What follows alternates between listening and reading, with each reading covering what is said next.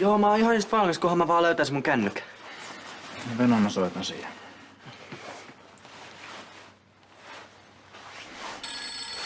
Ei kun mä vaan hakee sen. Kattos. Jollain on ollut kovat pirskeet teille illalla. Sukki varmaan dokaisi mutkin penki alle. Mun mielestä sen touhussa ei mitään Mitä täällä hölistää? Ei, kun mä vaan kehasin Talelle sun kuntoon. Näköjään märkämaistunut illalla. Ei kun toi matsi loppu vasta pikkutunnelle ja sitten tuli Matti. Niin ja varmaan nukkumatti kans tyhjensi noi pullot. Miksi meidän pitänyt mennä?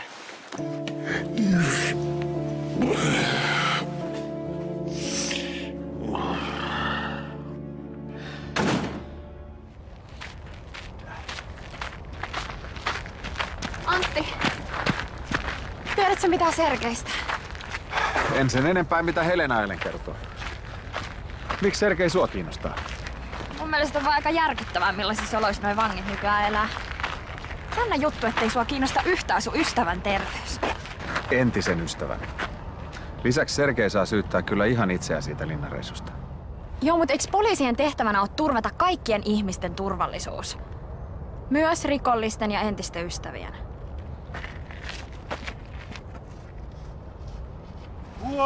Huomenta. Ja täällähän se herra Taalasmaa on täydessä työn touhussa. Teppo, huomaatko meikäläisessä mitään erityistä? Ootko käynyt parturissa? No et sä ainakaan laihtumaan päässyt. Tai sit mä en huomaa. Yskää pukkaa. Ai, se viimeinen yritys onnistuu. Joo. No, me juteltiin Liisan kanssa eilen ja tähän kaikki päättyy. No onnea vaan. Musta tuntuu, että kaikki mitä mä oon tähän asti elämässäni tehnyt, on tähdännyt vain ja ainoastaan tähän avioliittoon. Joo, no nautin näistä onnenpäivistä niin kauan kuin niitä riittää. No riittää. Ja Seppo, hei. Sinä jos joku tiedät, miltä tuntuu elää parisuhteessa, jossa rakkaus kukoistaa.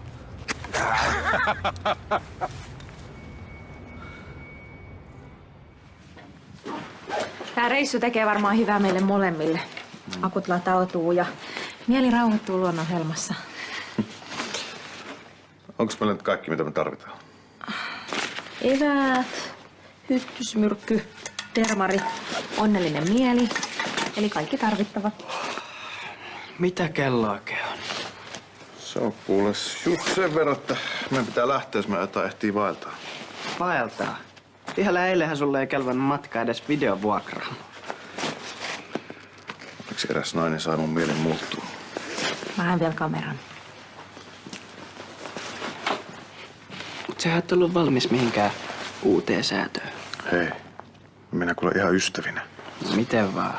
Saat vähän muuta ajateltavaa kuin Isabella.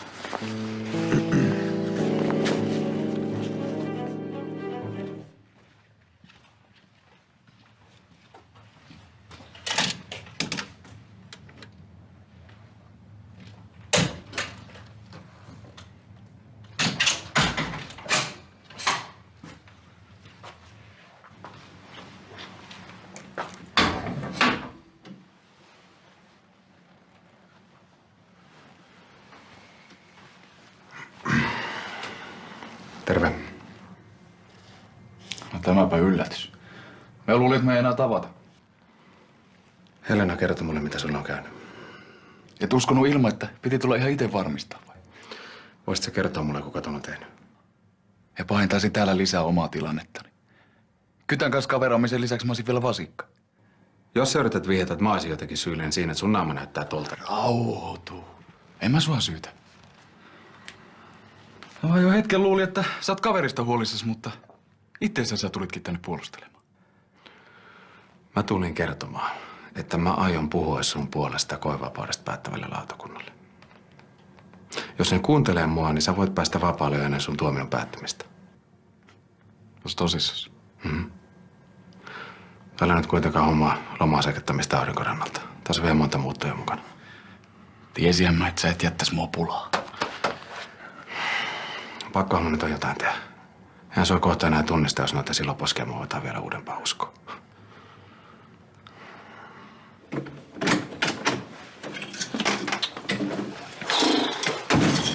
Kauhea nälkä. Onks näin mitään ruokaa? Jääkaapissa on.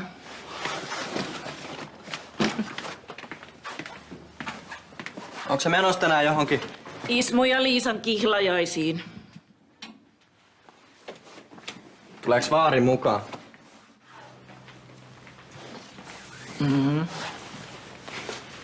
Sille kansi varata varmaan vaan limua.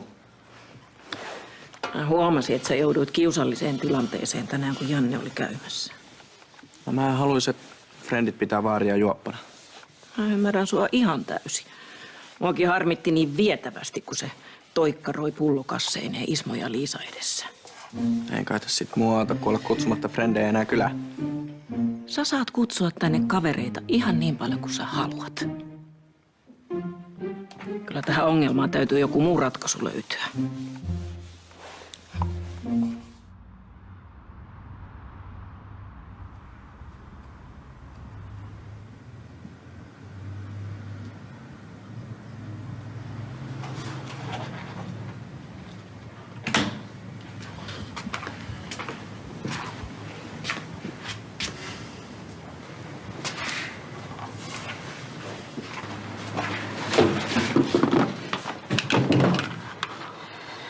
Kuulin Helenalta, että sut on hakattu.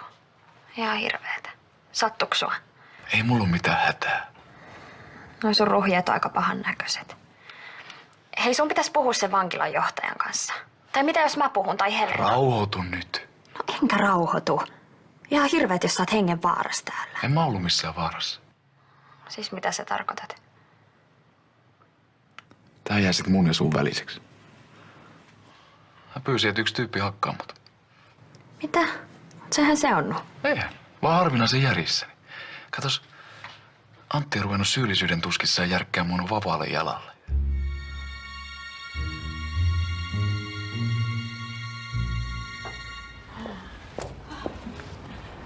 Siinähän sä oot.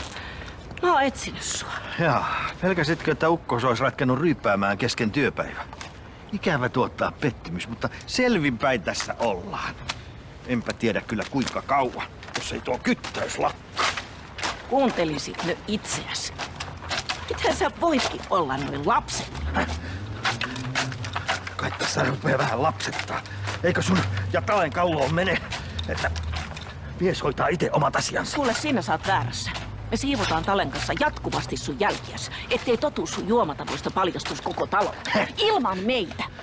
Sä olisit saanut sanoa hyvästi talomiehen pestilläs, jonka sä onnistuit vasta vaivalla saamaan takaisin, jos vielä muistat.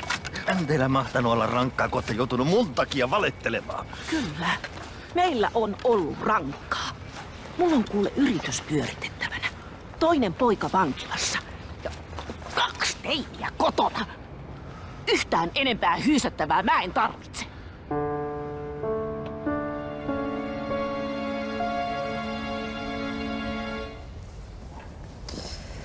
Sä saat sitten lukea kompassia, niin nähdään, miten se sulta sujuu. Tässä kuule mitään kompasseja tarvita. Mä katson auringosta ja puiden sammaleista, että missä päin on pohjoinen. No voi hyvänen aika, mehän ekstään saman tien.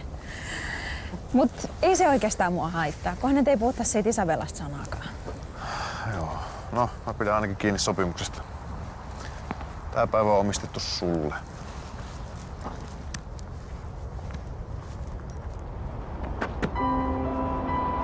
Isabella.